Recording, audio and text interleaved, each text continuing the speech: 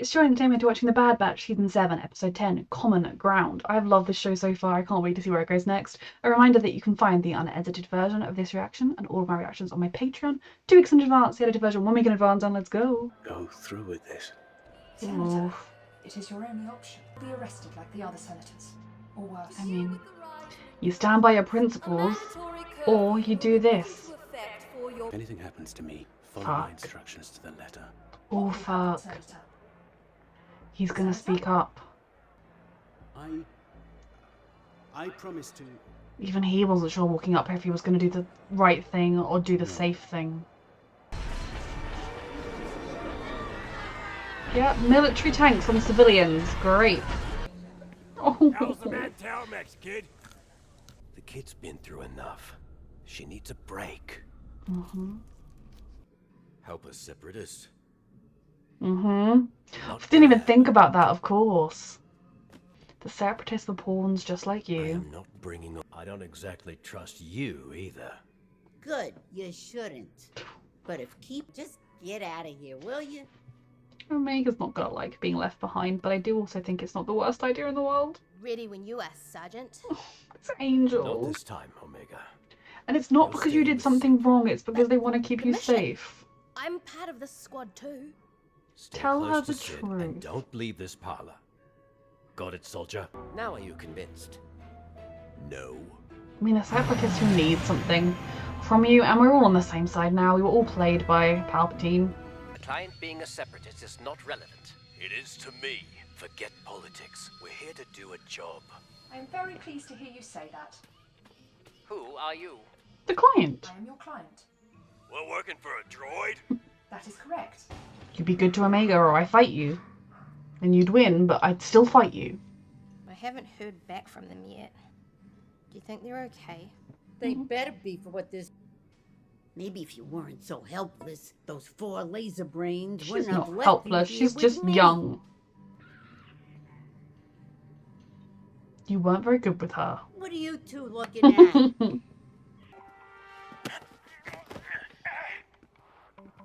One down.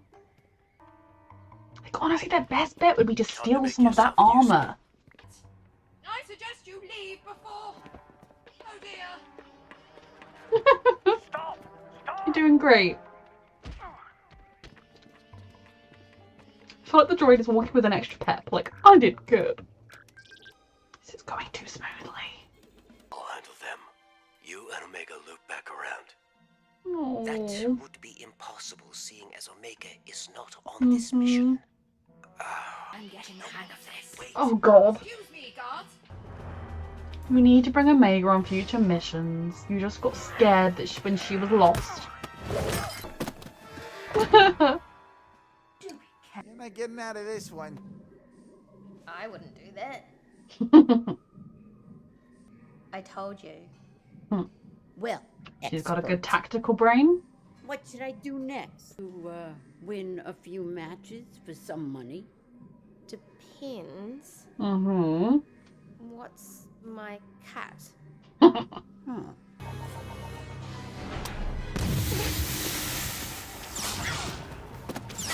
Senator, I followed your instructions to the letter. Better move. I knew you'd come through. An alert has been triggered. Of course. Good. Gotta move. Get your easily identifiable hat. Good job. Do you intend to gain control of the armored vehicle from up here? Coming through! Oh lord.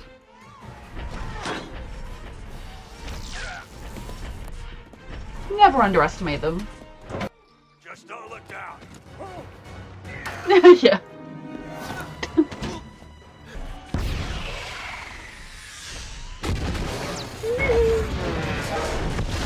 Oh, Walker was doing so well. The rear axle's...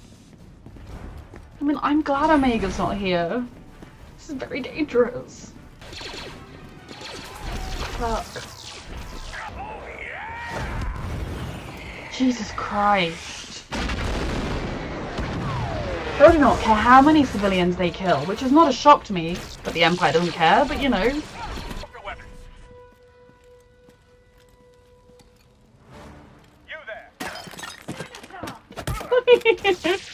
Not the vase. I never much cared for that vase. Going to have to trust me. Trusting a separatist when it comes down to it. We're all on the same side with our leaky walker. Please blast a hole in the wall right here. I can do. If you don't mind. Kaboom. Okay, good. Let's escape quick. Or is he gonna go with them, or is he gonna want to stay to be a on the ground rebellion dude? I cannot abandon my people. Done no good to them if they're caught and killed. You will, Senator. Survive to fight another day. Exactly. What's all this? Oh, is everyone watching the little girl swindling people at... No one can stop this kid. That's your girl. No more bets. Kid, Oh, why'd you learn to do that? She's she's natural. brilliant. I've never seen anything like it. Low profile. This is the opposite. Yes. But it was fun. Ease up, Bandana. Omega made enough money to pay off the debt you boys owe me. So try showing a little gratitude to my friend. You did good. You need to talk to her. I wanted to be useful, You're even if more I than couldn't go that. on the mission. One match. If you Ooh. win, then no more sitting out on missions. He's treating her seriously. But I do think maybe a conversation about why he didn't want her on the mission wouldn't be the worst thing in the world. Because it wasn't because she's not good enough. It was because she's a child and I want to keep her You safe. ready for this? Are you? He is not. Oh, okay. So I enjoyed a lot of aspects of it. I mean, this was a very good episode. I'm not saying I didn't enjoy it, but I really enjoyed. There were quite a few things that stand out to me in particular.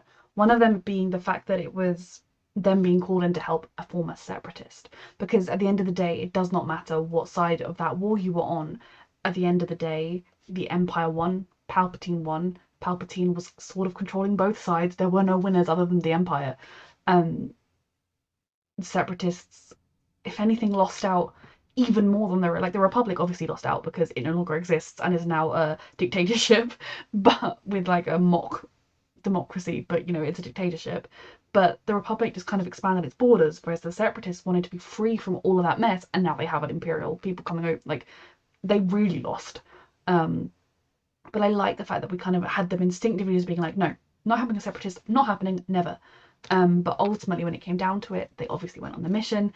When he was like, trust me, we can do this and escape, they worked well together. And they, I think, came to the realization that we are all fighting the same enemy right now. And if we keep old grudges and old prejudices, it's going to get us absolutely nowhere. One day, when we've defeated the Empire, we can be like, oh, you bitches. And, you know, we can talk about everything that happened before. But right now, there are more important things going on.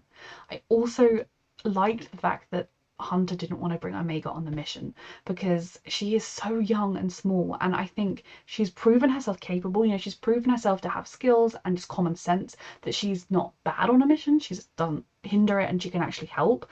But at the same time, she is so young and they just nearly lost her. And as a parent, as a guardian, whatever, that does something to you. And I love that he was like, oh, I can't risk it. Something's going to happen to her on that mission. I know. And I kind of wish we'd had a scene where he talked to her about that and kind of was explaining that he didn't just want her to stay because he doesn't think she's good enough. It's because he doesn't want to risk her. And, you know, one day she will be older, she will be bigger, and there will be no question of her coming on the missions or not. But the most telling moment of that was when he was in the middle of his mission and he was plotting out where Omega would be and what she would do, because he always expects her to be part of the family and part of the mission right now. And in a lot of ways, while I do think keeping her there was a smart bet, there was just Sid. If the bounty hunters had tracked down where they were staying, Omega would have been a sitting duck in that bar. I'm not saying Sid is totally useless, but against like Cad Bane or Fennec Shand, there was no one there that could have stopped them. So it probably is smarter to keep her with them at all times. But I liked that we kind of had that moment where he was like, she can't come on the mission, because it makes sense that he would have that reaction. And then for her to kind of have the absolute, like, her world had ended because she didn't get to go with them and because they didn't think she was good enough. But, you know, she's more than good enough. It's just she's young and they want to protect her, and that's a natural emotion. I do like that she was able to prove herself very useful by earning their debt, like paying their debt off and being all those stupid adults with the strategy game. There is something about her now. I know I actually realised after the previous episode that I was too emotional and like happy that they'd reunited to really delve into the fact that she's got the original genetic code, that she and Boba are like the only two completely pure codes. But that suggests that there isn't anything augmented or special about her, because she's just Jango Fett 2.0 that came out blonde and female. I don't know how cloning works, but that would suggest she doesn't have augmentations like they do if her code is the base genetic code. But is it kind of the base genetic code but tweaked in a new technique or something? Like, I feel like there has to be more to it than just she's got some of the original DNA, because part of the reason the clones weren't as good and why they didn't want the clones anymore was because the original DNA source was failing and or whatever. So we do have the original DNA source. It's here. I guess that would make sense for why they want her and what the purpose is. But I also feel like she is so skilled. She's got such good aim, so good with strategy. She senses things. There's got to be something about Omega. And I'm excited to find out what it is. And if it's just that she's a brilliant individual, I will buy that, because she's Omega and she's amazing. I like that she and Sid kind of, Sid did her best. Calling her useless wasn't the best move, but Sid, didn't choose the parent in life or the babysit in life.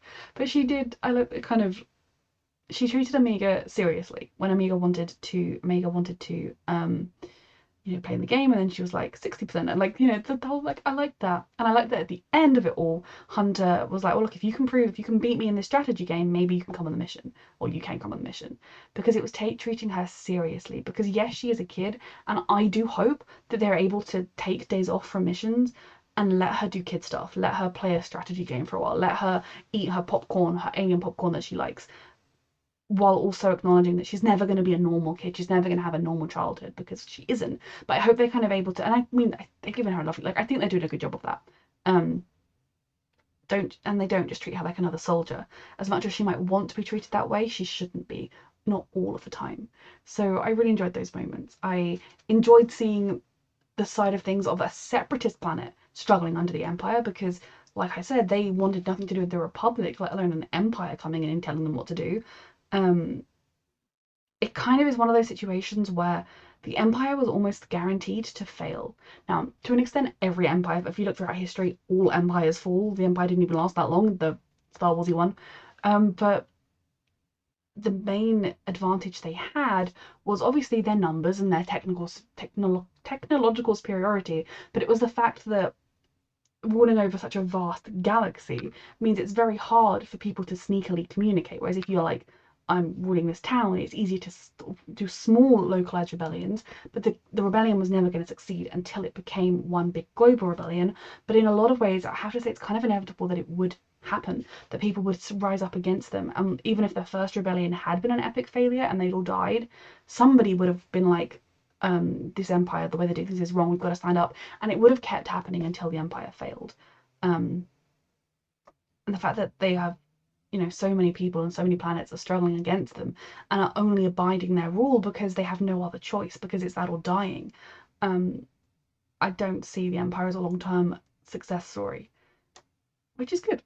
I mean, obviously I know it isn't, but even if I didn't know what happened, you'd kind of think that overthrowing them to a degree is inevitable. And even if you might think the core, like Coruscant and maybe some of the other planets, might stay Empire planets and there might be like wars and skirmishes or whatever, you'd have to think some of the galaxy would be inevitably getting free.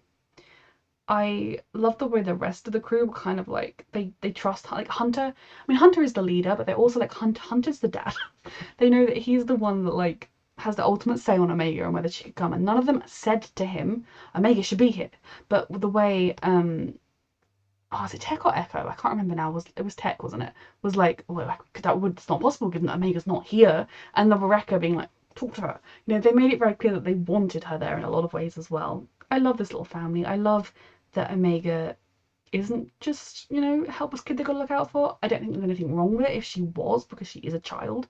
But I can't wait to learn more about her. Every moment we see her shine is beautiful, and every moment they get to see her shine is beautiful, and I love this little group. A reminder that you can find the unedited version of this reaction on my Patreon 2 weeks in advance, the edited version 1 week in advance, and thank you so much for watching.